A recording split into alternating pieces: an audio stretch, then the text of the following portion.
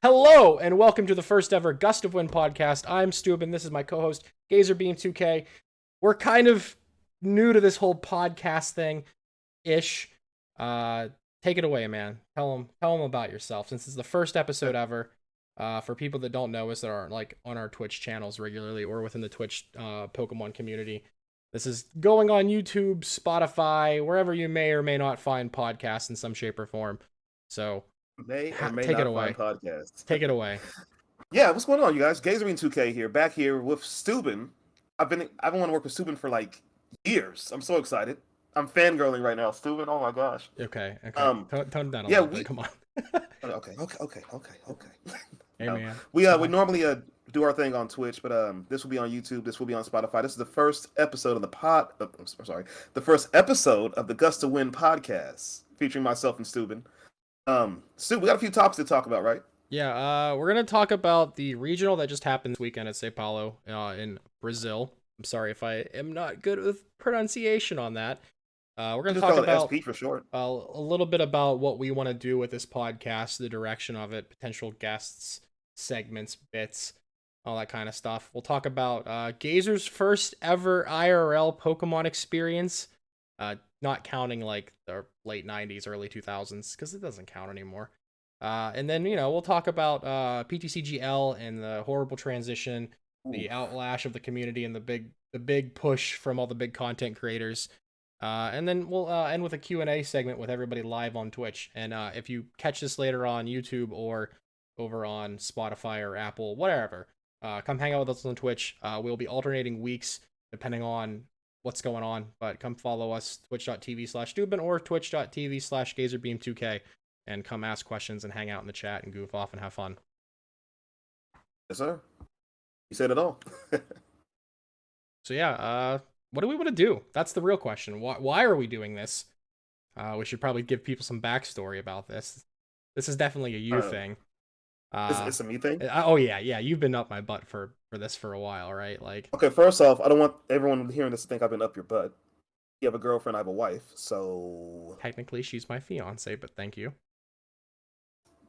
But no, yeah, I have Steuben, man. You've been a big influence on me streaming on Twitch. I've been doing this for a year and a half now, almost two, maybe 2 years in July. And yeah, you've been a big influence on me, and I wanted to collaborate with you on so many different things, and you always said no or no. You're like, in a way, you're like Squidward off SpongeBob. I'm sure you heard that before, haven't you? No, I'm more of like a Patrick. This is Krusty Patrick. Krab. Okay, this is Patrick. But no, yeah. Every time I, had a suggestion, let's do this, let's do that. You're like, no, nah, nah. And then you came to me and said, hey, what about a podcast? And I said, I love to run my mouth and talk. I want to work with you. Why not? Yeah, we wanted to do something with our buddy Sunny, the Real Sunny Games, and he kind of blew us off for this. We asked him if he'd be our third co-host, whatever the technical term would be, and yeah, he just kind of like gave us the old not the middle finger or anything like that, but just kind of the brush the dirt off the shoulder kind of thing. And no. It is whatever it is. We both have tight schedules anyway, so it's hard to work with three people. Shout outs to Jimmy Shoot TV, Texas Brown, and Zombie Mama Gaming, who I previously did a Twitch kind of podcast just chatting segment with Cards to Controllers. And it was always really hard to get all four of us to be able to do it every single week. Between I'm in a different time zone from them, and I liked doing it, and they have kids and families, and I now have a full-time job, and I'm really trying to like get my crap together as sort of like a content creator, I guess, again, and we'll figure things out that way. But I mean, at least he and I, it's easier just for two people to make things happen. And I was like, man, I miss doing it every week, and we're gonna try it, make it happen.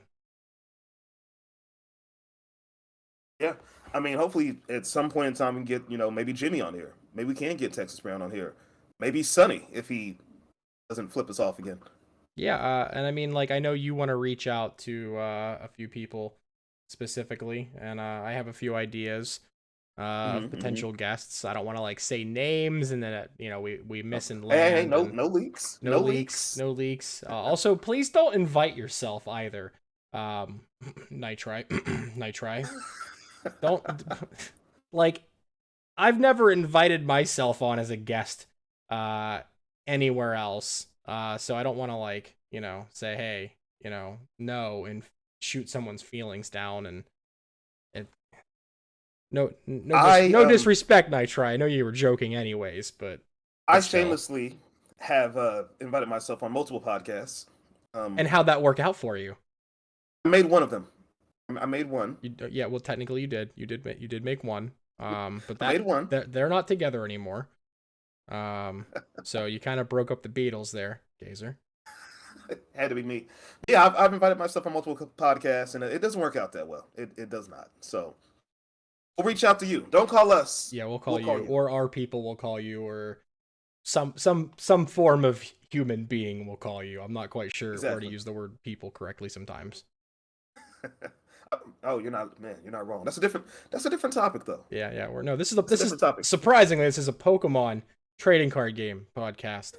So we will attempt to keep it within reason, and within reason of that, this regional this weekend, man. What do you think?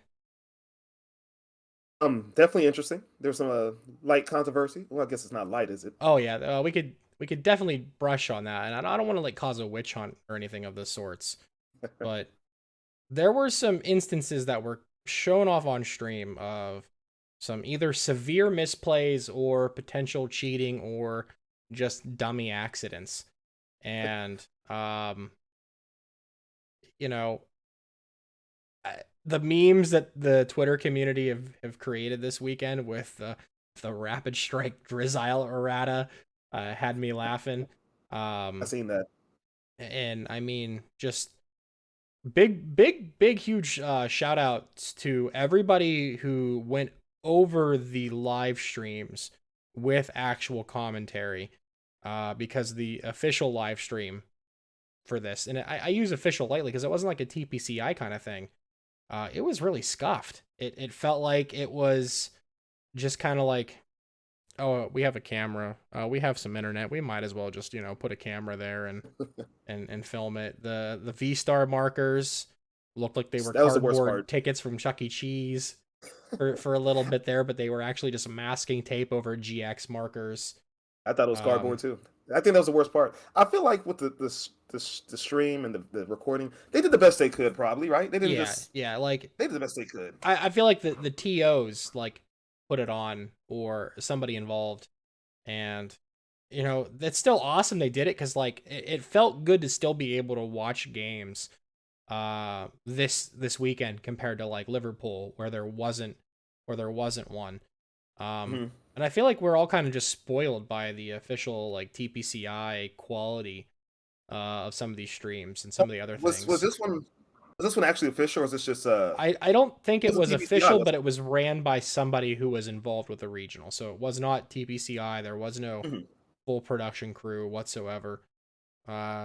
Reminds me of the old days where, if you remember way back in the day on Twitch, Kamoni of all people would go around the country and cast a whole bunch of cups and city championships and all that kind of stuff. So it felt more like a homebrew kind of stream, for sure. Like you said, it was better than like when Liverpool happened last weekend. Yeah, where there was nothing. Where we had nothing, and the only thing we had was like Twitter coverage. So it was at least nice. And again, shout outs to everybody who dubbed over all of it, whether it was Iodito and Kato Play, who did it in Portuguese for everybody, or Azul, who had somehow 1,400 live viewers.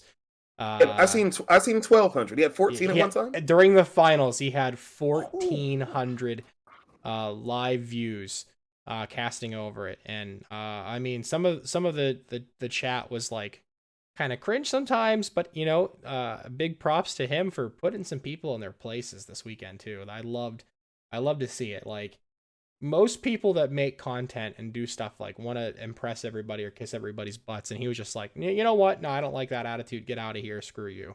And that was awesome to see. That was so awesome to see. It happened a few times. He pulled out the hammer? Oh, I don't know if he pulled out the hammer, but I mean, I definitely saw some messages get yeeted out of the chat. So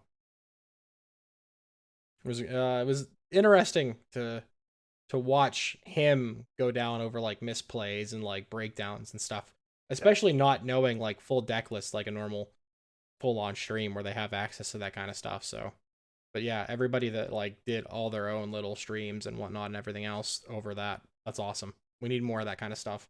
We do. And like you said earlier, Kato Plays and our guy Ido they streamed it. I watched most of theirs, and I watched some of Azul's too. Yeah. I did see Azul when he did stream Ricardo Totti. Shout out to Ricardo Totti too. I played him in a few online tournaments. I did see when he streamed his games. I would say he was a little ruthless when it came to like calling out his misplays or whatever. And I mean, I get it. Like, it may or may not have been his first regional. I'm not 100% certain on that one. I don't really know him too well personally. He made it to the finals though, didn't he? Yeah, he made it to the finals. He got second place with a Mew VMAX deck. And you know, heat of the moment, you got nerves, you're all fired up. You got people, you got however many thousand people watching you across every channel. So like, there's some pressure on you, and you could definitely like feel the nerves. Like, you know, it happens. Everybody goofs up no matter how good you are. So, you know, to go that far, and it might have been his first regional ever. Massive props from somebody who blew up in the online era and pushed it pretty far. That's awesome. And the winner was, I have it notated. It was Bruno Sermon with his Arceus and Teleon deck. And little known fact on that one is he won the last Apollo regional as well. I've seen that. So back-to-back regional technically champion. The reigning champion. So now he's It doesn't, and that doesn't happen a lot with like back-to-back regionals in like one location or whatever, or across, you know, multiple. It's happened a few times everywhere else, but I'm not 100% sure it's happened there back-to-back like that. I'm trying my best not to make an Encanto joke about Bruno. I'm not gonna do it. I saw so many of those. I'm way better than in that. all of the chats this weekend. I saw so many of those. But the top 8 broke down to, there was 2 Mew VMAX decks. Of course, Bruno won with his, and then Ricardo got second with Mew VMAX. Yeah. Bruno won. Bruno had Arceus, right? Arceus and Teleon, and it was more of like the traditional, like just the list that people came up with at the beginning of like the inception of the deck and whatnot. And then there were 2 Arceus Birds decks with, you know, the Moltres package and the Zapdos. I kind of like that. I like that idea. You don't like it?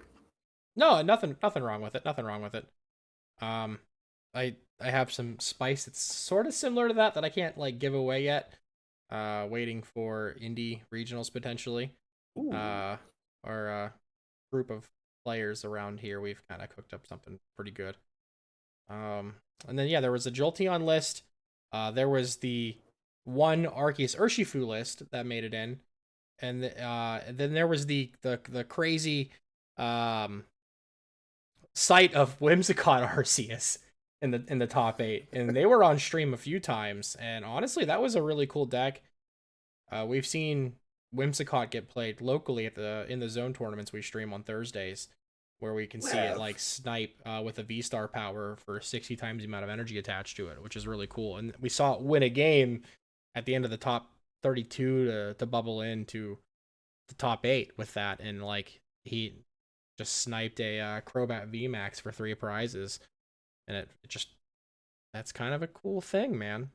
Not a lot of people gave Whimsicott any credit until like the past week or so. Stu, I'm still not a Whimsicott believer, man. I don't think I'm a believer, but it's just nice to see something like kind of fringe and different to like actually get in out of like we expected Jolteon, we expected Mew, we expect Arceus lists, we expect Malamar to do well, but I didn't expect Whimsicott to make top 8 out of a 313 or 315 player regional. Yeah, good point. Fair enough. I've seen it online, but yeah, the top in the regional, man. Yeah, and for the top 16, there was only 1 Malamar on that list. And there was an Ice Rider and Teleon. For the most part, the rest of it was more Mew, more Arceus variants. The one that caught my eye was Ian Fukuda's Urshi Moltres Leafeon V-Star Crobat VMAX deck. I didn't see the list, but I seen the name. I was like, what? Yeah, I haven't seen any of the lists for any of these yet. It's too soon. We're just hot like hours after the ending of the regional. Yes, we So are. people may or may not have dumped lists out on Twitter or somewhere else yet, but yeah, that's like a kitchen sink deck, you know what I mean? Like binder drop kind of. Somebody I don't remember who said it, but they said that like they felt like he was testing probably Sylveon and was like, Sylveon sucks, and just put something else in instead and just cut it out and like went from there. So Pulled out the Sylveon and just went ahead, huh? I mean, the shoving the Leafeon V-Star, I mean, if you don't use Arceus, I mean, you could use a V-Star power. It's a cool one-up, if anything, for a free boss, basically. Still gives you another supporter for the turn. True.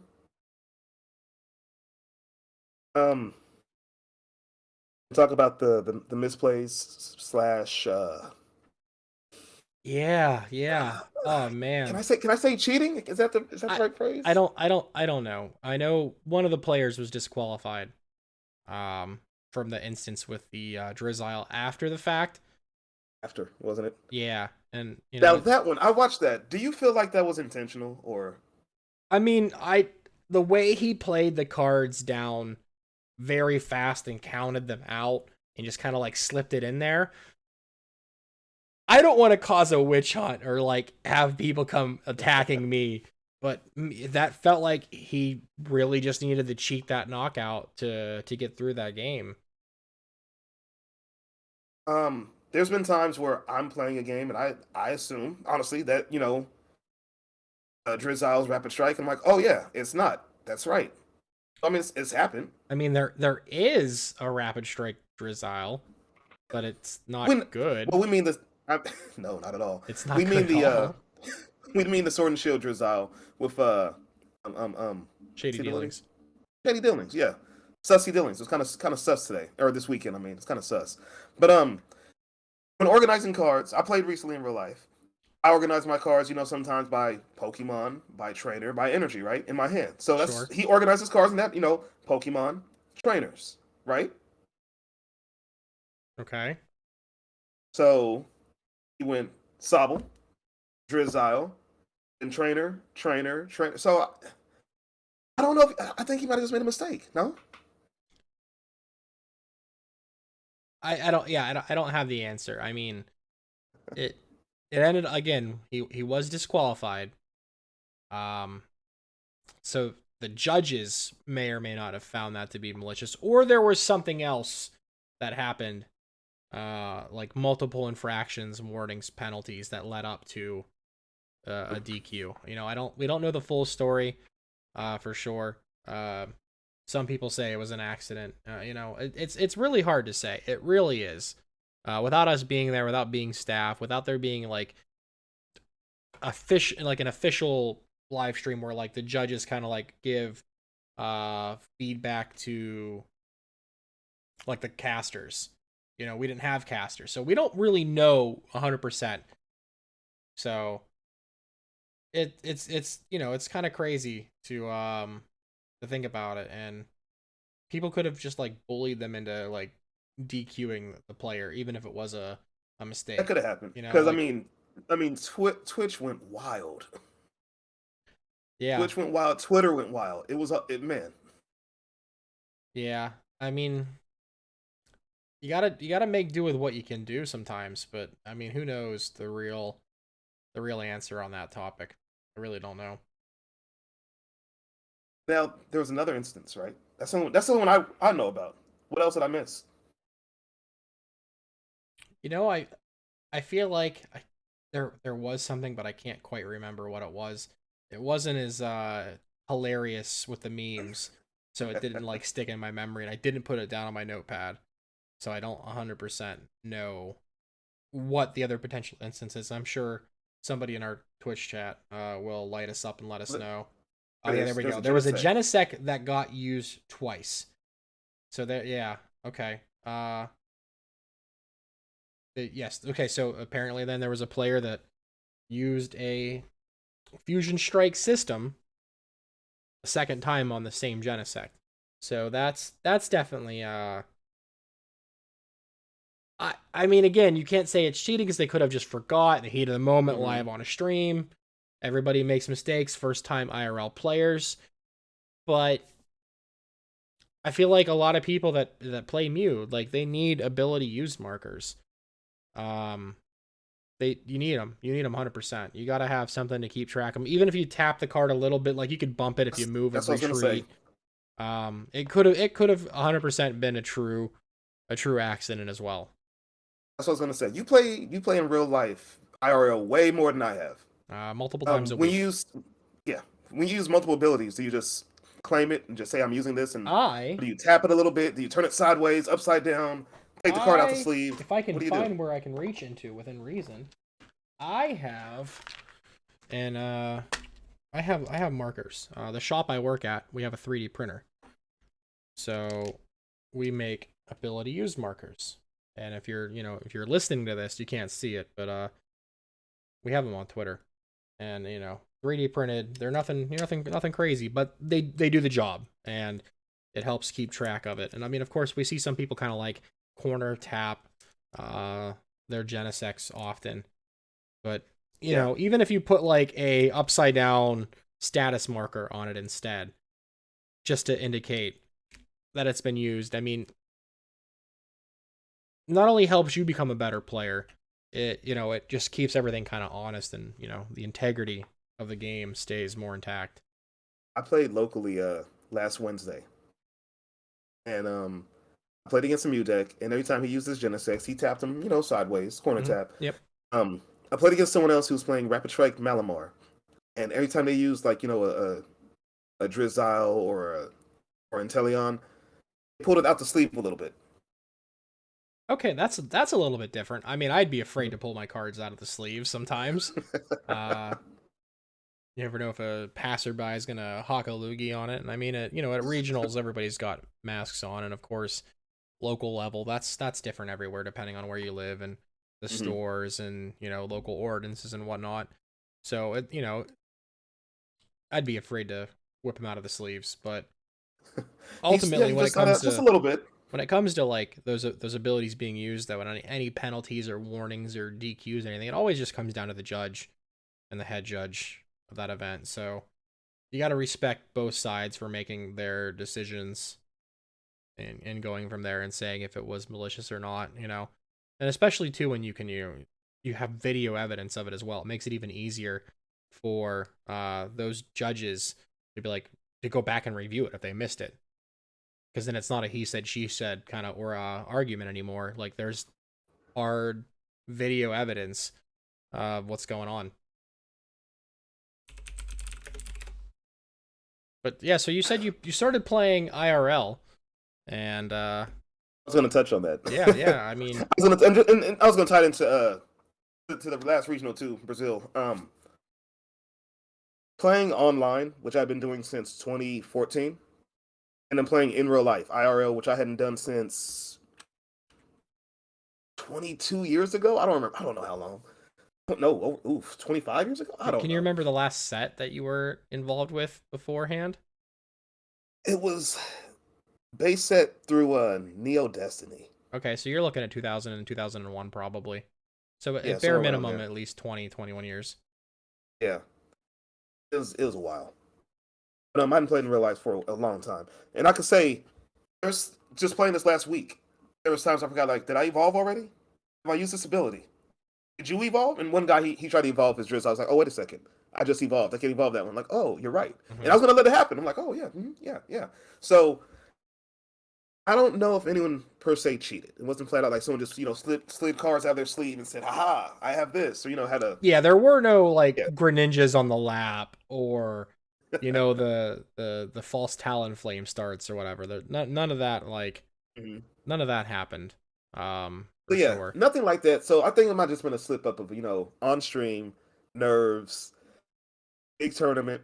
Yeah. Big big the lights are the brightest when you're on stream. They're on you. You're like, oh my god. You have to think too that like everybody that's like getting into it with all these record high, like, oh, with Liverpool and EUIC, like the attendance is capped out, maxed out, and people can't go. Like, we've never really had to worry about like massive attendance caps on these events.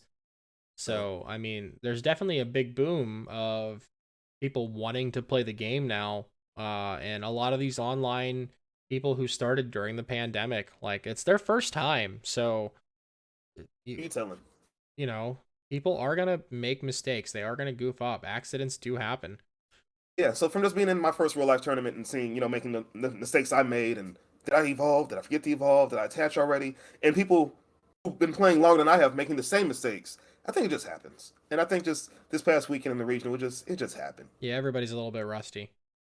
Yeah. It's so much simpler when you're playing online and you can't put down the Intellion and you're like, oh yeah, I just evolved. I can't put it down already. Yeah, like if the It's card not doesn't glowing. You glow, can't it use it. doesn't go or whatever. Yeah. What's the saying that That's, people say? if it glows, it goes. Yeah, yeah. If it shakes, it bakes. I don't know. But it's a different mindset to get into playing IRL versus transitioning from online. Like I've never really been the biggest fan of PTCGO, and I've only done it because like I've had no other opportunity or option when everything was closed or shut down, and Mhm. it was weird. Emily and I, like beforehand, right before everything shut down, we were actually going to chase our invites for 2020 Worlds, and I think she had 100 and something, technically still does, 100 something championship points from challenges and Oh, wow. cups, and I think I had like 80 or 90 from a cup and a couple challenges, and we were gonna go hard. And everything shut down and events closed up, and we still played at home. We still bought cards. For the longest time, because I didn't play online, I had no interest to. I sold all of my code cards to Luke Morsa on Facebook to help him with his Really? content. Yes, yeah. So Cilios. yep. He's bought codes for me in the past, way back in the day, because You're his supplier. I wouldn't say like a main supplier, but this is like two years ago almost now, basically at this point. So basically, what you're saying is you got Cilios' start. If it No, wasn't for you, no, you no, wouldn't have definitely no. enough He codes was to be on already well PTCGL. established and whatnot. Like I wanted to make half of my money back from booster boxes, and he was willing to pay 50 cents for a code when they were first brand new during pre-release. I know Rebel Clash, we opened what I think 4 build and battle displays because all the events were closed and the stores just wanted to sell them at the time, and then we bought them from all of the locals I was involved with. We opened all of our packs, we got all the cards we wanted. We played at That's home, we played nice. with some friends, and then we sold the codes and made some of our money back. And, I went for a long time with never redeeming a single code card to now, I don't know, I've got like 3,000 sitting beside me, and I've got 2,000 in a document ready to go for stream and for How giveaways and all that many kind of in a stuff. document? 2,000, and I have like 3,000 still to scan and put in.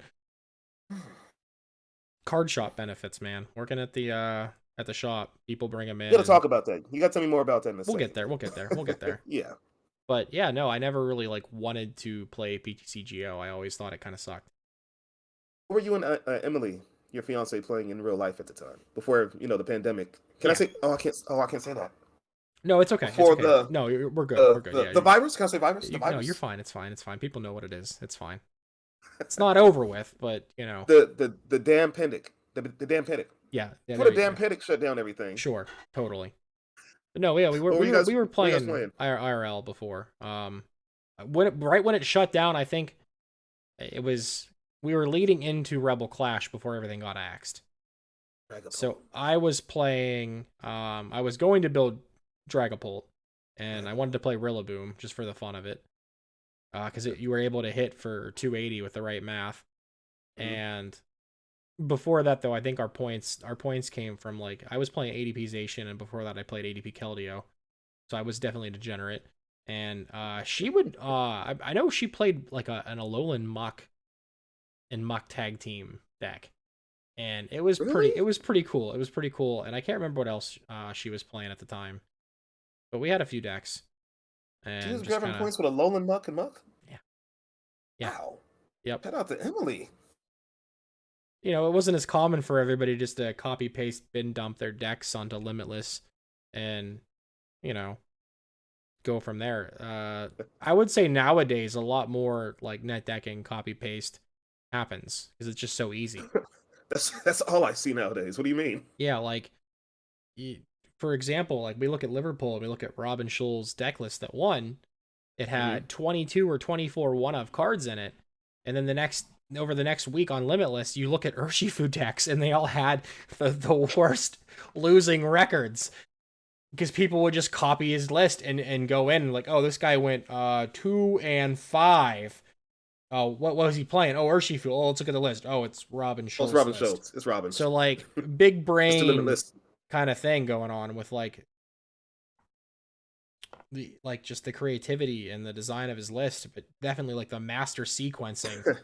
I mean, if you look on YouTube, there's videos saying, hardest list ever play. Yeah. I bet yeah. There's so many of like our content creator friends that have made videos with that list, and they just straight up say, I suck. And you watch them get wrecked with that list, and they say at the end of the video, I just wanted to do this because it wanted, and we wanted to cover it. But I'm sorry I didn't, take home some dubs for you. And it is what it is. Like, I wouldn't play that deck. I know that's like way over my head. Like everybody's got a skill cap somewhere. You know what I mean? Like that's like 5, 6, 7 levels above wherever I feel like I'm ever at as a player. I wouldn't touch that deck. You played ADP, so that should tell you that. Yeah. Well, I mean, also like we played anything. I know she was playing a lot of Blounds. Now that I think about it, because that's big. That's big brain. That's math. No, she always plays big brain. Like right now, like her favorite deck is Malamar. So she's really good at sequencing and doing it all right. I'm not. I'm good at building decks, I would say, but I'm not like a amazing player by any means. Oh yeah, water break, of course, totally. I seen you and that made me. I was like, oh, now I'm thirsty. Yeah. So yeah, we've covered the regional and the decks for the most part. Nothing really like other than that Whimsicott list and that crazy I can't wait for those lists to come out, Urshi, Moltres, Leafeon, Crobat deck. I want to see it. Nothing completely out of the ordinary. No Crobat other, say it right. No other big surprises. But yeah, how did you feel about playing IRL other than like the misplays and the sequencing and all that kind of stuff, or like forgetting to do things? Was it fun? Did you have fun? I did have fun. Was it a tournament? It was a local tournament. Okay. There's only 8 of us. What was your record? Normally they say they have about 12 people. There's only 8 of us. We only did 3 rounds. I went 1, 1, 1. Okay, so you won 1, you lost 1, and you tied. Mm-hmm. And you've been playing what, Urshifu, right? Single strike, Urshifu and Umbreon. Yes, sir. Okay. And what did you play against? First match I hit a Rapid Strike Malamar, and it's like Bells. Like we said earlier, that's a big brain where you have to sit there and think and do math and try not to play your Drizziles. And this guy, I play slow. I like to pace myself and think things through. This guy played just as slow, if not slower. And I said, hey man, I'm sorry for playing so slow. He said, no, I played even slower than that. Hold on a second. So I beat him first game. I did. I beat him first game. It was a tough matchup. I had to attack with my Houndowers, my Houndooms and everything. I mean, and yeah, tough matchup. Second game, he got me last second. Time it ran out. We went to, what's it called? Where's you go? Turns. You 3 turns? You want additional turns. 0, 1, 2. Yeah. 0, 1, 2, 3. So it was his 0. And if he missed it, if he couldn't get the knockout, I had game. He managed to get that last couple cards to get the knockout on my Umbreon, and we had to tie because I won 1, he won 1. Time was up. We had a tie. Okay. So I felt fine with this. Okay, I won 1, lost 1 of the match. I'm fine. I'm 500 right now. Ran in the Mew VMAX, and this guy took second place in that tournament a weekend ago, 1K tournament. He won $500 or $250. I mean, he lost to Liam Kidd. Shout out to Liam Kidd, by the way, too. Liam Kidd is another streamer. He's not too far from where I am. I'm in Fresno, California. Liam Kidd's in Modesto. So he ran into Liam Kidd, lost to Liam Kidd in the finals. So this guy's like a ace Mew VMAX player, right? Or not top 4, but he beat him though. He beat Gabe Smart in that tournament. And he's a top Mew VMAX player, and I'm kind of nervous. And I'm like, okay, if he whiffs, I got a chance. If he didn't, I mean, does Mew ever whiff? Yes, it does. Yeah, it does. Yeah. So Mew, like everybody likes to hate Mew for what it is, but honestly, like if you're not good at sequencing, True. it sucks. And like, if we look at like what happened with SLC regionals, there wasn't any Mew because they all nuked each other off in the Swiss rounds. It was Cold War, and they were all just like throwing missiles at each other back and forth, and they all wiped themselves out of contention.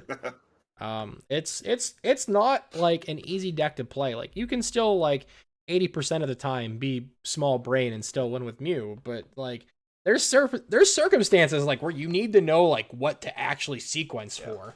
And I'm being a little correct facetious. order of your operations. I've seen Mew brick before. I'm being facetious. I've seen it happen before. But every time I thought he would brick, I was like, okay, he's gonna miss it. Somehow he would pull it out and get it, and I'm like, oh my gosh. So first game he got me. I don't remember how bad I lost bad. First game I lost bad. It was like a 3-turn game. Wow. I'm out the water. I'm like, dang, I have no shot. But I had to, refocus, buckle down. And I made some plays that made him have to sit there and think. And I say to myself, if I make a play that makes another player have to think a turn through how they want to sequence and do something, I'm doing something semi-correctly.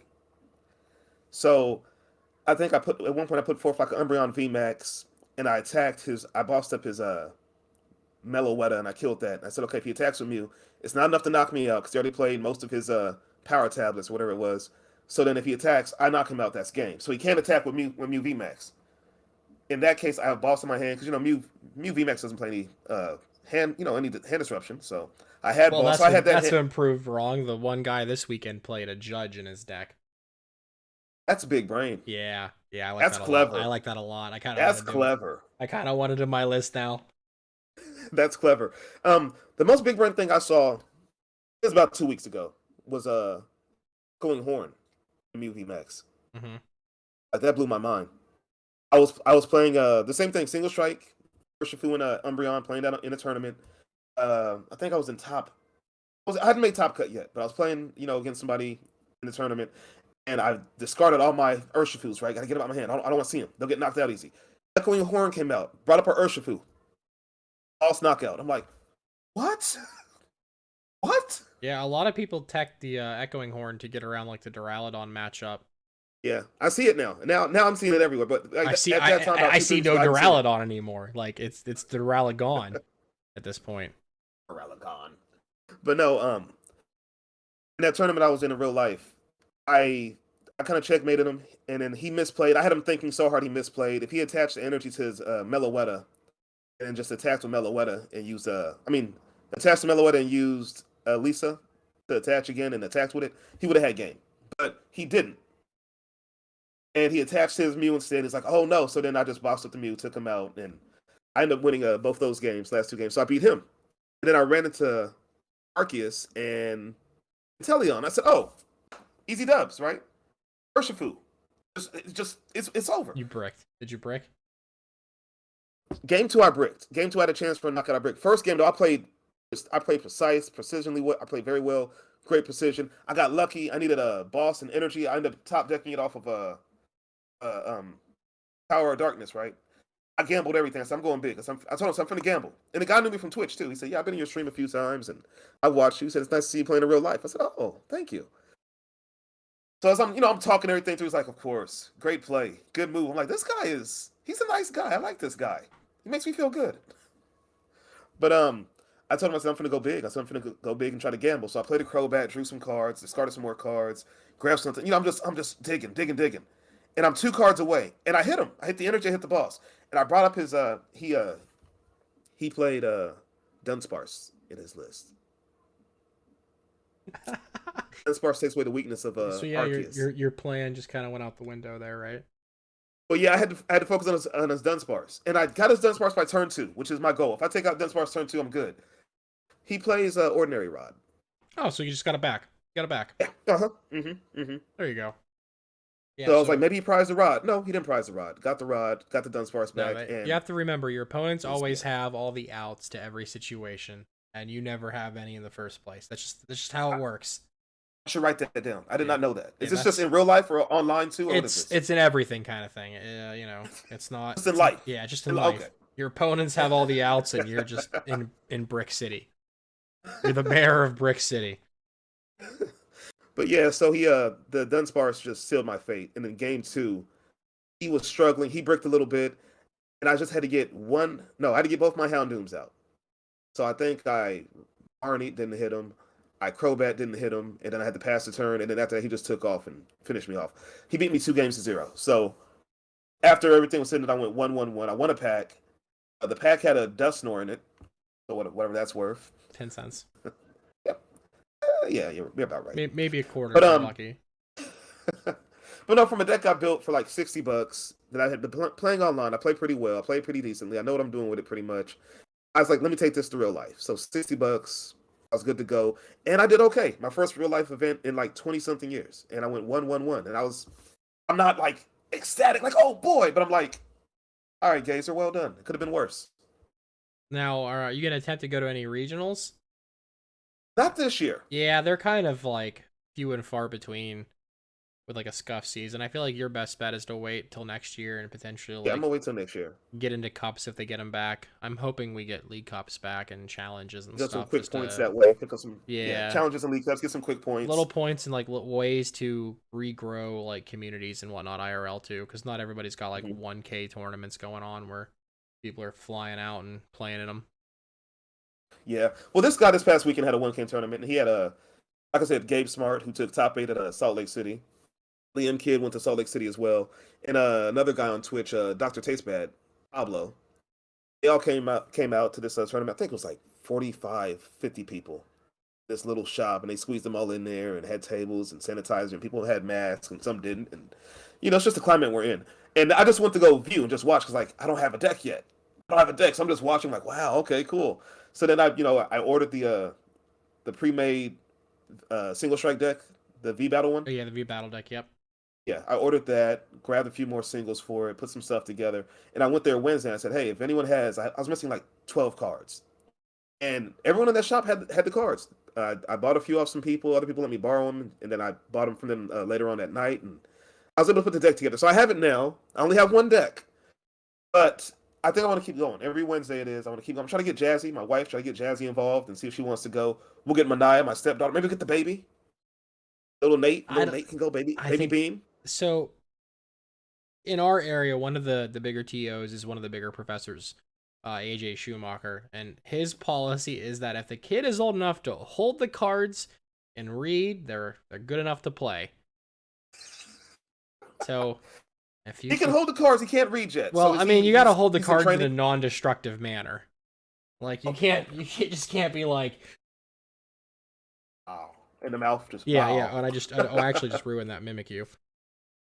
I totally like teethed it up a Mimikyu. We'll give this away live on Twitch. You guys, Mimikyu. Yeah, Hollow Mimikyu. Mimikyu. Darkness Ablaze with Stoob's teeth marks. Limited edition. Exclamation point teeth in chat. All right, so Stu. Yeah, go ahead. I just played in a tournament in real life, and that was an experience. You've been playing for a while now, right? Yeah. Real life, how long? Yeah. Technically, I mean, forever. Forever. I mean, I played base jungle fossil as a kid. Oh, you're not wrong. Wow. But there were some times where I didn't play Pokemon and I played very competitive Yu-Gi-Oh. Like at a semi-professional level. Invite to nationals every year from 2007 to 2014. Top 64s, top 32s, top 16s at YCSs and SJCs. 32 regional top 8s, 14 regional wins, and a Worlds day 1. So yes. Why'd you stop? The community. Really? The toxicity and the cost of the game. It's not a cheap game to play.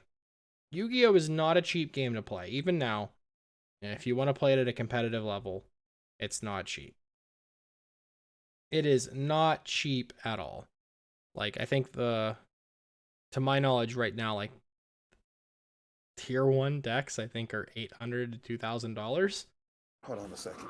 And people complain about the price of Mew VMAX, and it's like maybe $140 deck if you buy it cheaply and low rarity. But it wasn't necessarily like the cost of the game, because there's ways to mitigate that with every game, to play games cheaper and just get in there and get your feet wet, get involved. But the way the community got, it was pretty bad. It was pretty bad.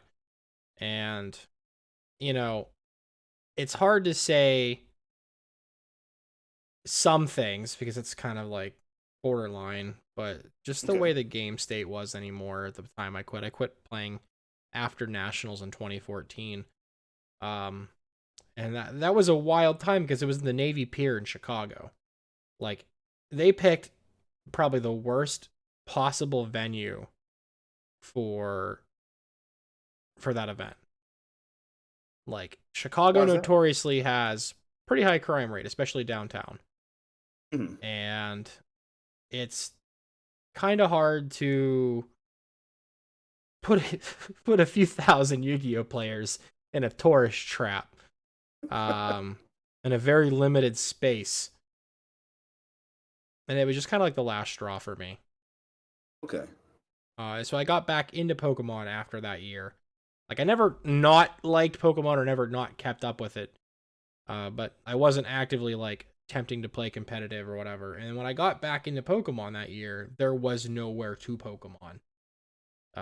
No? Nowhere within reasonable distance to play Pokemon or do Pokemon things. So then I eventually was like, well, screw it, I'll build it myself, and went down the professor route. You know, took the background check. That's right, you were professoring. I still technically am, but I don't really like do it as much because, one, you can't really right now unless you go volunteer regionals, and I don't want to. I'd much rather play. So we built some leagues up, and then eventually I found one that was like an hour away, and I learned a lot from a few different people that were also like running their own things. And, you know, I would travel like 45 minutes to an hour twice a week to play outside of my area. For a couple times you went down to Full Grip, right? Yeah. In the past, after, like, once they started like doing more stuff, like 2017, 2018, we've been there a few times. And I don't think I've gone and played in an event there in like the past couple years. Because they're just now starting their the big 1Ks, their league, the big 5Ks. Yeah, they've been doing the big stuff. But, you know, it's they're just now starting up like local tournaments again, like a weekly Wednesday kind of thing. I think I've seen that on Facebook or someplace. I seen it, like, why? First off, why am I getting this Facebook message? Why am I getting this as a recommendation? But secondly, that's cool. Yeah, so I mean, like, maybe we'll go there, but I now I work full time at a card shop. True. So just like you say, just screw it. I'll do it myself. Just build it from there. Yeah, and I mean, we do have a shop. I work at Watchtower Game Lounge in Mineral Ridge, Ohio, which is a suburb of Youngstown, which is only about an hour away, give or take, from Akron. Okay. So, but I live in Pennsylvania, so I have a 25 to 30 minute commute every day to go to work. Gas is expensive now. Kind of sucks. When I signed up to do this, you know, it was $2 something a gallon, and it wasn't that bad. And now it's, you know, over $4 a gallon. And oh no, Subin, $4. Yeah, well, I mean, California. Yeah. Oh, how bad is it? How bad is it? Cheapest one I could find around here in Fresno. This is Fresno, which is way cheaper than some place like LA or, you know, the Bay Area. Cheapest one here in Fresno is like $5.27. Yeah. Yikes. So yeah. So yeah, just count your blessings. $4, you're fine. That's pretty bad. But yeah, so now I've been working there for a full month at bare minimum now. It started at the end of February. It's the beginning of April. So at least a whole month and a little bit over. What's that been like? It's awesome, actually. It's one of my friends owns it, and I've known him for 7 years, and he was a Pokemon professor at one point. So, you know, that's how I met him.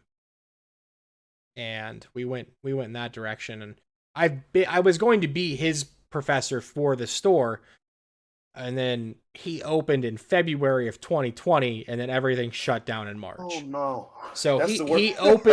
he opened a LGS right when everything was shutting down. Oh, can you imagine? Can you imagine opening a card shop? Like, all right, I finally did. I have my card shop. Everything is set up. The name's in the window. This is great. And we've been going for 2 weeks. This is great. It's been a slow 2 weeks, but it's gonna get better. It's gonna pick up, and then yeah. He talked about it for years, and then it happened. Great location, awesome venue. Oh my gosh. And then they shut everything down. And what sucks with this too is, for most people, they think, oh, cool, why doesn't your hobby shop have any more booster boxes of insert set name here? Why don't you have this and this and this? Little known fact for Pokemon cards is that if you're a small hobby shop or a large hobby shop, your allocations for product that you can get is limited to your Pokemon League attendance and your pre-release events. Without having those and no way to report information, we're lucky to get 2.5 cases of the newest set when it comes out. And it's gone within a week, tops. That's not a lot to grow with. It's not a lot to grow with. And it's a lot to feel that need for that first week, isn't it? In comparison, like we do pretty good Digimon. We have a pretty good Digimon crowd. And they'll let you order as much as you want. I want 100 boxes of the next Digimon set. Oh yeah, you got it. You want any more? You want anything else? Hit us up. And that's cool. That's great. But yeah, to be able to get more Pokemon product, to be able to sell to more people, to be able to grow a community of people playing the game in the store, that sucks. And we've been waiting for them to say, oh cool, you can have local sanctioned play again. And then as soon as we do, we'll be able to report and order like more product, and it'll just be able to continue to grow the game. You think you guys are close to that, or still a ways off? I feel like when we get official events back for local play, the first pre-release we're able to run will probably max out, and then we'll be able to order more. And the next time we'll maybe be able to order more after that. Who knows? Too many people want to buy Pokemon and not play Pokemon. And true. One of the things I've done over the past month, because the guy that worked there before me, he was a good friend of mine as well. He really didn't care. He was just there to be there for the wage. And he didn't put any of the effort in to like build a community or get people to play or to shift people away from just like cracking and hoarding product to actually playing. And now we have a unsanctioned league every Friday night that has anywhere between 4 and 6 people. And that's within the course of like half of a month of me starting to do it. And then I attempted to have the first tournament in the new location since I started working there for Pokemon for this past Saturday, and we had 3 people, and then a guy showed up super late.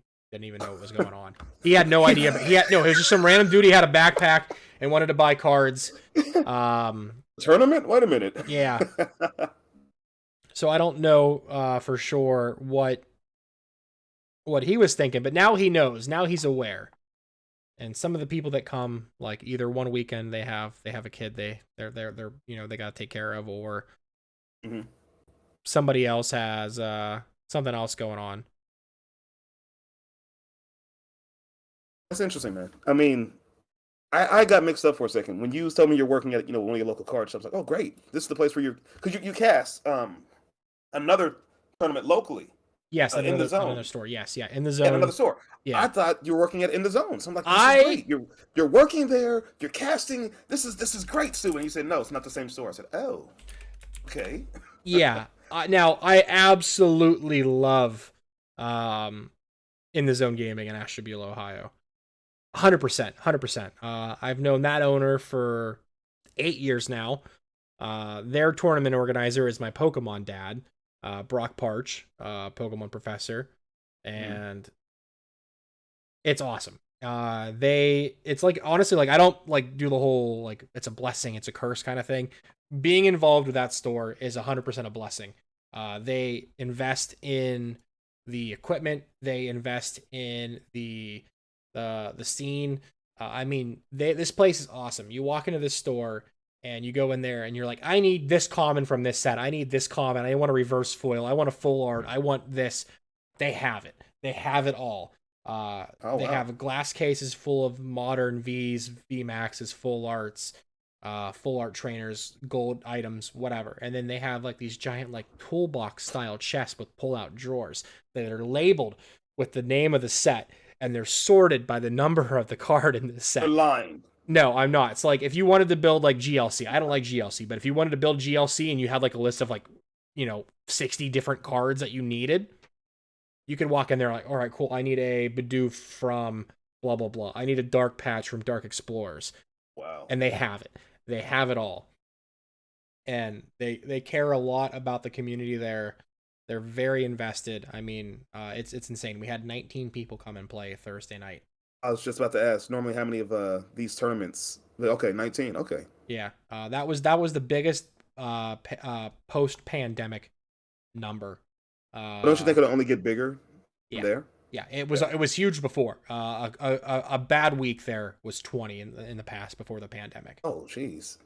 A good week is and before the pandemic, it was a lot higher. Like they would have 30, 40 people playing Pokemon on a Thursday night. So that's in the zone. And the place you work at now is called what's it called? Watchtower Game Lounge. Watchtower Game Lounge. Okay. And do you think at any point in time you can grow Watchtower into something that In the Zone is? No. No? No. Why not? Because it's not up to me. It's not up to me. Since I've started working there, the owner now sells on TCGplayer, so that's a start.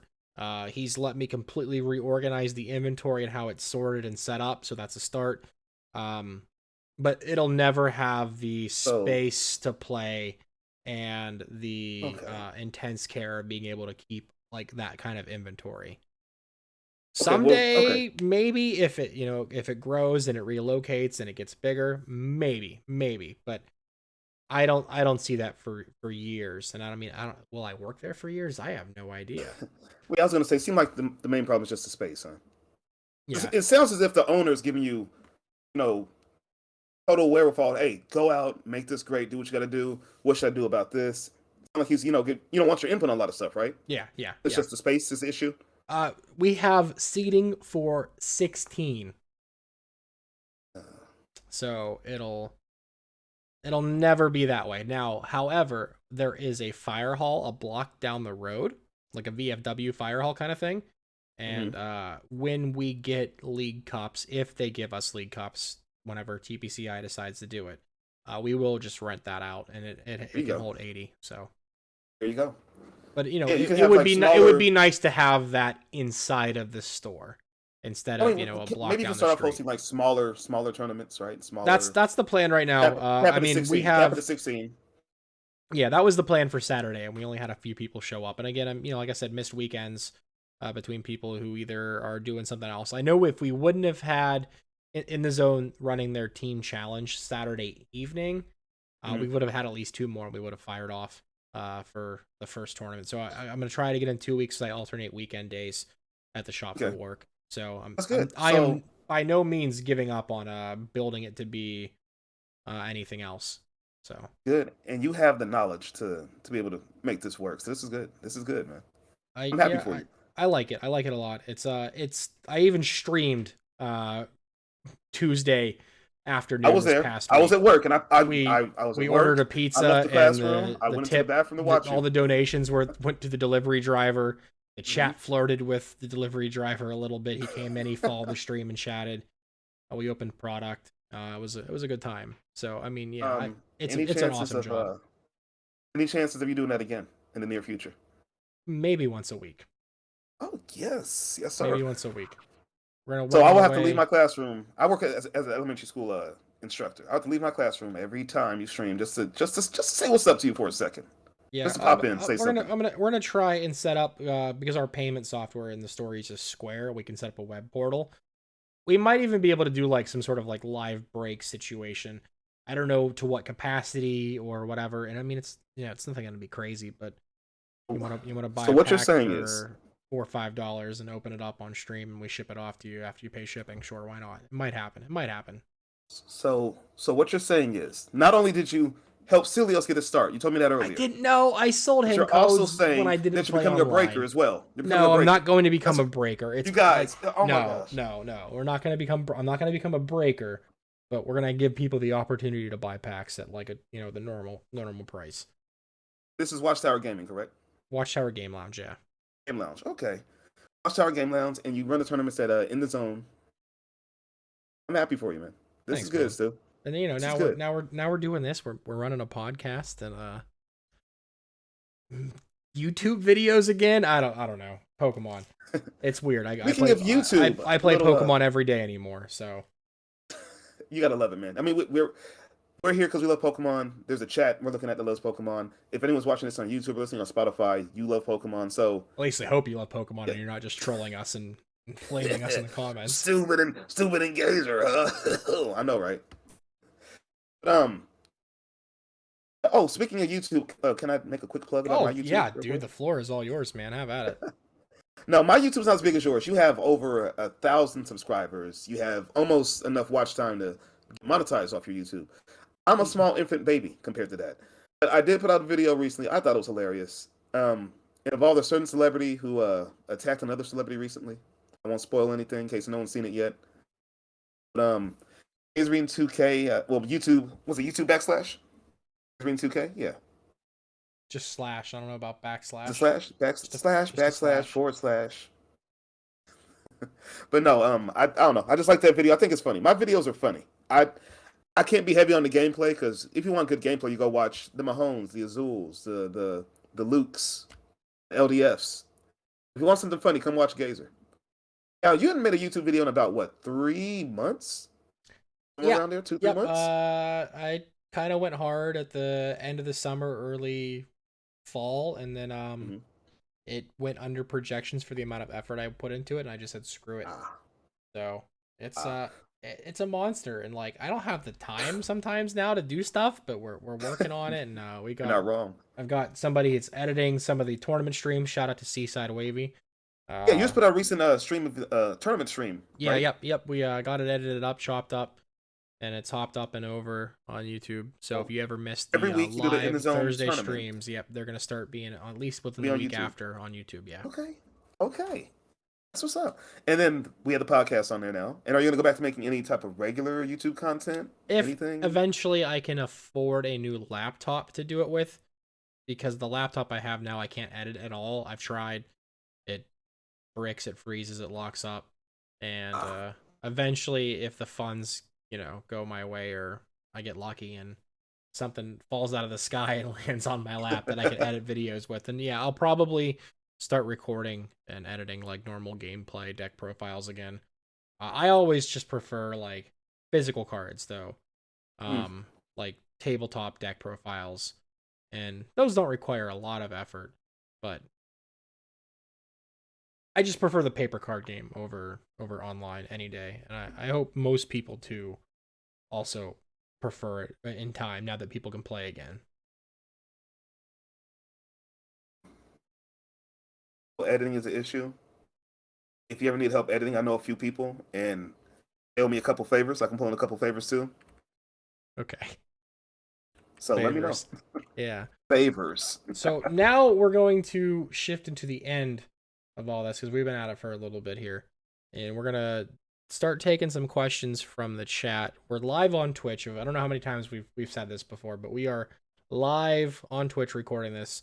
1 week it'll be on my channel, 1 week it'll be on Gazer's. Links, of course, if you're watching this on Spotify or YouTube, will be in the description down below. If you're on Twitch, get that shout out link, click over and go back and forth. But we have a channel point redemption for 1 channel point, and the chat can ask us questions. So we have a couple already. If chat, you guys want to ask a few more, we're more than willing to answer them. So moving on to the Q&A section. Stube, you want to read the first one? Yeah, so we have DreadN TCG asking, Stube, in regard to Yu-Gi-Oh, what decks did you have the fondest memories with? This is supposed to be a Pokemon podcast. Come on. Well, Yu-Gi-Oh questions. I had a lot of success with Gladiator Beast, Spellbooks, Lightsworn, and Teledad and Perfect Circle. I also loved Plant Synchro because of how it kind of feels like an Arceus deck now in comparison to where like it's more reactive to what your opponent would do versus just like a linear kind of play. But those were some of my favorites. I still have a couple cards floating around. Like I have a signed Goyo Guardian by Dan Green. I've got a stack of Blue Eyes White Dragons and some vintage stuff, but nothing crazy. Signed by Dan Green. That's gotta be worth something, man. Sentimental. I mean, so because it says to Steven on it, so you know. And I have, of course, top 500 Posse tokens, and that's my name, dude. Come on. You're stupid. I've always been stupid, but I wanted it for myself. You know what I mean? So that's what it is. And the last time I attempted to play physical Yu-Gi-Oh, I tried to play like Virtual Worlds, and just I don't know. Again, the local scene sucks, and I just. And did you ever try to get into anything online? Duel Links, Master Duel. Master Duel, we did stream for a little bit, and it was fun. And then you eventually run out of currency, and then you got to pay. And if I'm gonna buy anything Yu-Gi-Oh, I'm just gonna buy physical cards. Just in real life, yeah. I get you. So like, I'm not a big fan of like pay to win or pay for digital content when it comes to like card games. I'd rather just like be able to have it and hold it. Get you. All right. So the next question is from Unholy Fire. What do we think of Zacian in the current format? And do we think it'll make a comeback at any point?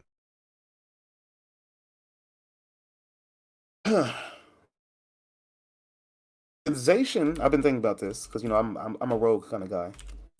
Could Zacian and Louis Kodo be a thing? I don't think so. I think it needs too much energy. I mean, yeah, you have Saucer, and Intrepid Sword's really good for like your first couple of turns. It sounds like you're thinking about it. Sounds like you're starting to come around on the idea. Maybe throwing Arceus. Your damage is kind of limited though. You cap at 230. You're capped. But I mean, normally you're capped at 230. If you get a Louis Kodo down, 330, you're knocking out all VMAXs. It just doesn't have that same like feel as like Suicune or Raikou though. Like Suicune, it makes sense. You've got Melanie, you've got Raihan, you've got these like great supporter packages and whatnot. Like, sure, you could technically use Raihan with Zacian, but again, it's that third attachment that gets there. And then the other deck, you have the Inteleon line for your support. It makes more sense that way.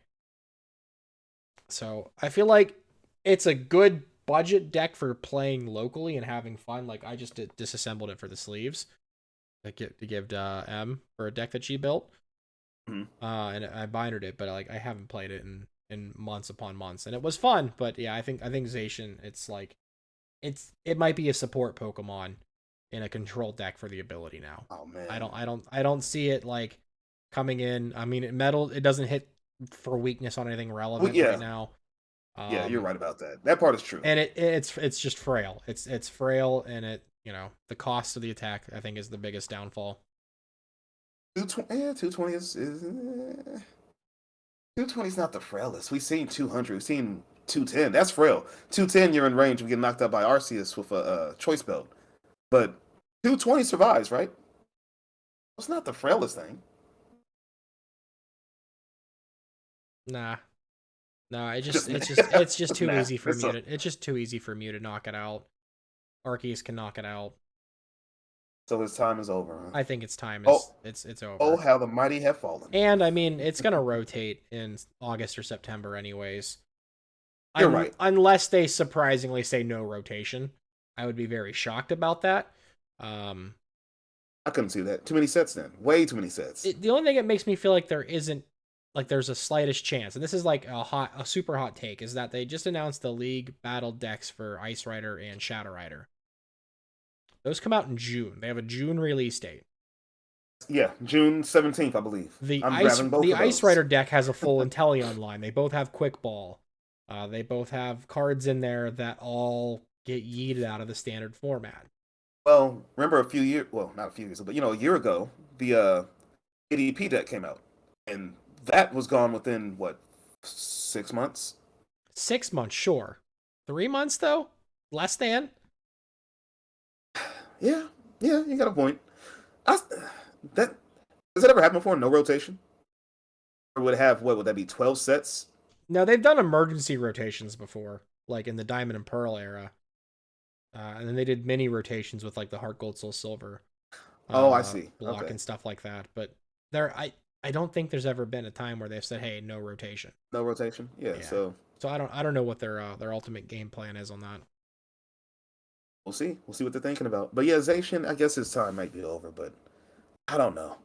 I just it was such a good. It was the best card a year ago, like in the whole game, wasn't it? I mean, a year ago today, no. I feel like Was better than Zacian. it's April, so we had the reign of the Urshis. Oh, still Zacian was So still the best card a battle year ago. styles was just like fresh. I was well, yeah, Urshifu Rapid Strike was pretty good. It was like 1A a year ago. Yeah, It was still hitting for that just quick 230. yeah. It had a metal saucer. It had that sword, that ridiculous sword where you give it to it and just beat stuff up. Yeah, I think it's we can have a funeral for it sometime on a normal live stream, but I think Zacian's time is done. Poor Zacian. Uh, Moving yeah, on to the next question. yeah, you take it. You take this one. Okay. Um. Okay, we have a question. I can't see what's from, can I? Oh, yes, I do. From X10 Grim. In the Pokemon TCG, what is the best way, you would say, for a new player to get into it? Stupid, I'll let you answer too, but I can speak for myself as a new player. Go for it. Yeah, you Um, have fresh experience on this. exactly. I believe he's talking about in real life, probably, right? Or even online. I would say those League Battle decks. The right now it's what the Urshifu ones, Rapid Strike and Single Strike. Those decks are great starts. Yeah, There's an Inteleon if you can deck. find them, if you can find them, Yeah. they're slowly There's an starting to Inteleon deck pop that's out. out. Now that one's hard to find. The Inteleon deck is hard to find.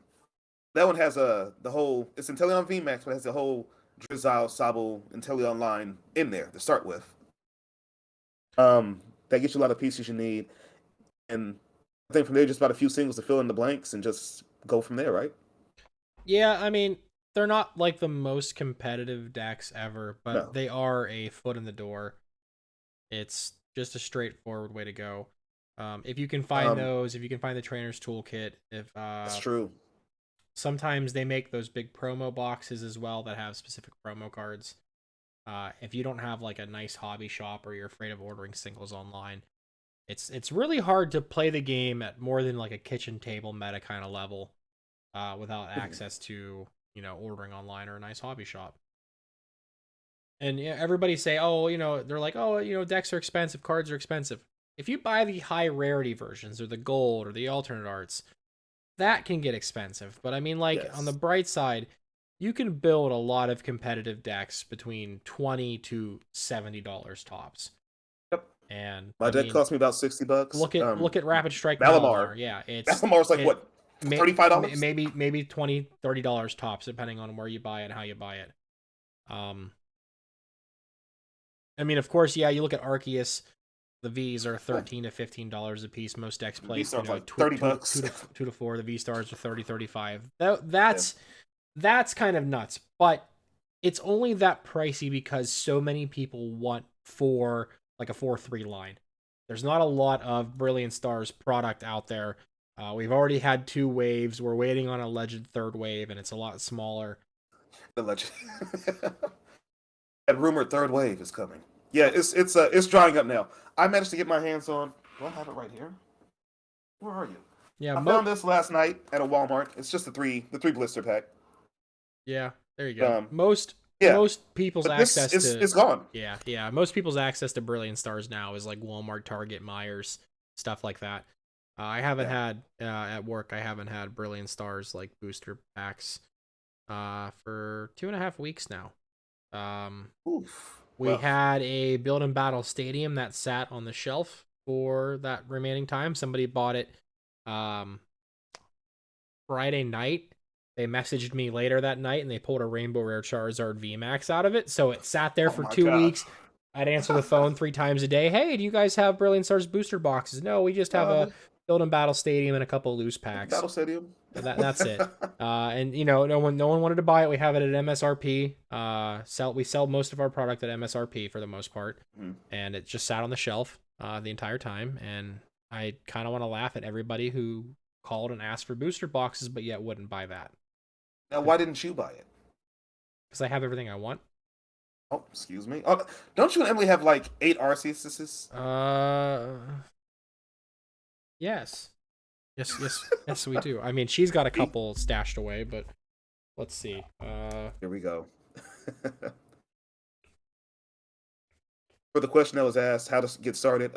First off, ask Subin for Arceus. That's a great start right there. Yeah, I don't know about that. Here's a 3-2 line in a deck. And then there's another 3-2 line in this deck, and then she's got oh my gosh, a 2-2 line in a deck, and we've been moving one back and forth. Just instead of moving one back and forth, just get another line. Just get some more. Why not? No, I think an 8-6 line is enough for 2 players. I think this might be enough. It's enough because we can't play all the decks at the same time anyway, so it's okay to move that's true. 1 or 2 back and forth. It's coming from the guy who has one deck, so yeah, I know what you mean. But no, yeah, the Brilliant Star stuff's starting to dry up. I found a ETB early at Walmart. They had like a few on the shelves. I only grabbed one. I should have grabbed like all of them. I only grabbed one. I was like, oh, there'll be more later. And then I go back like a week later, and there's not much left. So it's starting to dry up. Hopefully that third wave comes soon, like you were saying. Yeah. If not, we'll be buying Arceus VMAXs for like $45 pretty soon. Yeah, who knows? If it continues to have the success it does, especially after EUIC, and we'll see what happens with Astral Radiance if it stays relevant as high as it is now. It could still be an expensive card, but yeah, to really just to dive in, look at decks online.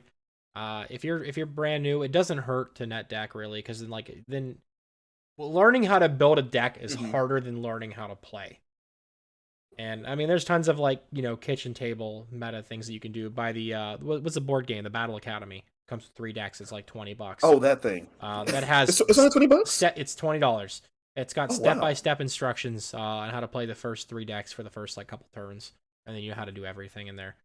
That one's like Pikachu, Cinderace, and who else is it? Eevee. Eevee. Yeah, Eevee. Oh my. Yeah, and the new one. And the old one was GXs. Yeah, I remember. So yeah, look out for that. Look out for the Trainer's Toolkit and the League Battle Trainer's decks. Toolkit, of course. Yeah. Or just buy singles. Look at deck lists and go from there. That's my best. And you have to have advice. your staples. You have to have your researches, your Marnies, Quick Balls, Ultra Balls now. The bright side of most of those are 10 cents to 25 cents to 50 cents a piece. Yeah, and that's the best part about it. Yeah, that's the best part about it. You use them in every deck, so it doesn't hurt to have extras. Or if you only want to have one play set for yourself, then just move them back and forth or build different decks. Like I've been building this deck for a week now, and I'm like, okay, I got to get more air balloons. I have to get more Quick Balls. I'm just getting, I'm just as I see them, sitting in the little bins, I'm grabbing stuff like, okay, this. I need this stadium, these here, because I don't know what else I want to build. So I'm getting all the staples and the essential stuff you need. So get that kind of stuff. Figure out how you want to build from there first. All right, we have time for 1 or 2 more questions before we need to wrap it up. This question that you put in there yourself, I'm just going to go ahead and ignore that one. That's not appropriate for YouTube and Spotify where this will go, unless we make this an explicit podcast. So no, we're not doing that. But another question from Dread and TCG. Obviously, Inteleon is the best partner for Arceus V-Star, but what is your guys' opinion on the second best partner? Interesting question. Geyser, what would you like to say on that one? Can the teacher come back to me and I'll answer afterwards? Yeah, sure. I personally like Ice Rider because it feels more natural with the Inteleon line. And in certain matchups, like say for example, like Urshi has been gaining popularity again. you could just attempt to not bench down the Arceus and just play Ice Rider and Teleon for the rest of that matchup, permitting they don't have like Echoing Horn to bring it up the bench and make it an easy target. But you could literally just play it like normal, or you can just chomp through one Arceus and then accelerate onto an Ice Rider. I think it's the most flexible pair when it comes to like the same package of like, oh yeah, no, Melanie already goes inside Arceus and Teleon. Melanie already goes here. Brihon works both ways. Like, I feel like it's a cheap supplement to go with it, and it can hit pretty hard too. Fair point. You have a very good point. 250 plus a ban for to go to 280 at quick shooting for 300. Play a Leon, hit for 330. Knock out anything. I used to love Ice Rider, and then it kind of fell off. But now I guess it's on the way back. You know, with the help of Arceus, just like Arceus helps everything. A couple road decks I've seen work with Arceus is Delmise. Have you seen that one yet? Emily built it, and it's really good. It was surprisingly solid for me. I tried it. I seen LDF playing it once or twice. Little Dark Fury. Someone at the shop I was working at was trying to do Arceus and Darmanitan VMAX. I was like, what? Like Galarian Darmanitan? Yes, Galarian Darmanitan VMAX. I'd have to look at that one. Hang on. Yeah, it was strange, but he said he was going to build it. I'm like, okay. But yeah, I think Shadow Rider. I think Ice Rider is a good option. I've seen someone try Shadow Rider once or twice. That didn't work out that well. Oh yeah, three water, 200 damage, does 30 to every one of their benched Pokemon. Oh, 4 water. That's the weird part. Oh, it's 4. Okay, it's cut off by the text clipping. 4 water. That's yeah. I don't know about that. Yeah, that's what I was like. If you say so. 4 is pushing it. I mean, like I've seen like Cashman put oh no, Arceus with Centiskorch, and like it looks fun. It might not be the best deck ever, but I mean, you could literally pair Arceus with like any binder drop V that you forgot about for the longest time. You really could. And you really could. I'm waiting for that. I'm waiting for that Arceus Morpeko VMAX deck. I'm waiting for that to come out. I think Morpeko's too frail. Very frail. I think it's too frail because like I think the VMAX has 300 HP. That's it. Okay, looks like we have one final question. I'll read it. I'll let you answer it because you're smarter than me. Okay. You're more knowledgeable than I am. Yeah, you say that, sure. Okay. What are you guys' favorite decks in the current format, and more towards stupid favorite decks since your return to 2014? Right now, it's a tie between a deck I can't talk about and Mew VMAX. Is this deck what you're cooking up for indie? Potentially, yeah. For indie? What? I can't give it away. I've been told not to. If you catch me streaming PTCGO, I have a deck that says "Don't stream this" in the title of the deck. I've been playing it quietly at work on PTCGO, and I think I'm like 87-2 with it. 87-2. Yeah. And I'm not gonna say what the losses are because it'll give it away. But yeah, it's whew. It's a beast, and I can't give that answer away. So we'll see that in about a month and a half. Maybe I'll just get wrecked. Oh no, you didn't, Logan. You didn't play me with it. No, you didn't. Shut your mouth. But favorite deck since 2014. Oh god, man, I loved the XY era. I loved both Mega Gardevoirs. I liked Zoroark Break, like YZG deck. That was so awesome. Yveltal Zoroark Gallade, that was so fun. I loved Trevenant Break. I loved Greninja Break.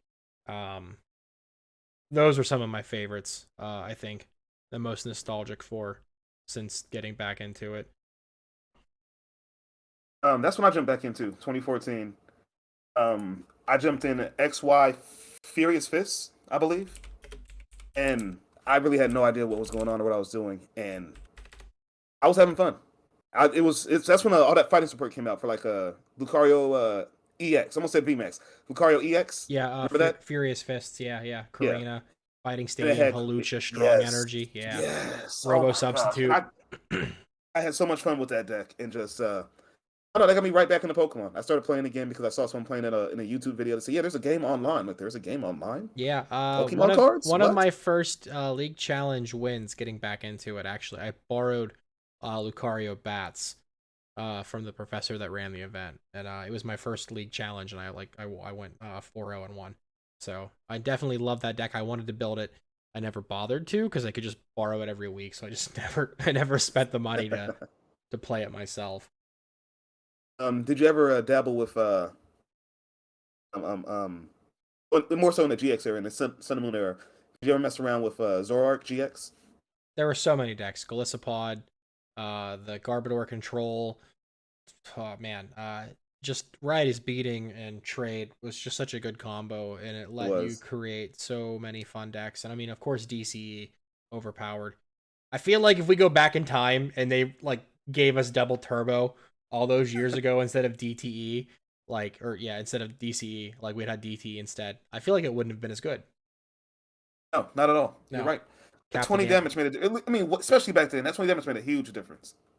Yeah, It I made a mean, yeah, huge you difference. could choice band and supplement it or whatever, but Yeah, I that's feel true. like all these decks that were so good that used DCE like Gardevoir GX and Golisopod and Zoroark, of course, just they wouldn't have been as good. I And I I feel think like, the top abuser of DCE though had to be. I'm going further back now, back to XY. Had to be Seismitoad, right? oh yeah, could you imagine Toad with doing only It was 10 so damage? ridiculous. Could you imagine it with only doing 10 damage in item locking if you had DTE instead of DCE? That's just control, right? It wouldn't have been, yeah, it wouldn't have been that good though.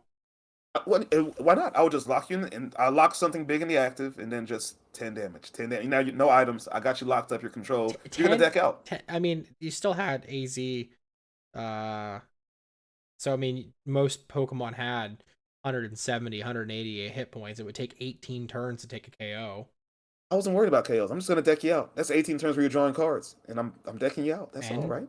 four ends, four versus Oh yeah, seekers. N was a thing. Yeah, there's people would just play around it. It wouldn't have been as good to be able I to. forgot N was a thing. I mean, you could supplement N. your damage with like bats and band and stuff like that. But then like rough seas and nah. You're right. I forgot N was a thing. Oh, and we're never gonna see N again, are we? No, we're getting Roxanne. Roxanne. If Yeah, you're she if you're behind, three uh prizes, right? If your opponent has taken three yeah, prizes, you shuffle draw, you get 6, they get 2. the two or the three, I think it's 2. I think they get 2 cards. and then you grab yourself a path to the peak, and you're good to go, right? Yeah, pretty much. Pretty much. Yep. But all right, I think that's the last of the questions. Yeah. Anything else you want to Anything wrap else it we up need to with? touch Yeah, on? yeah.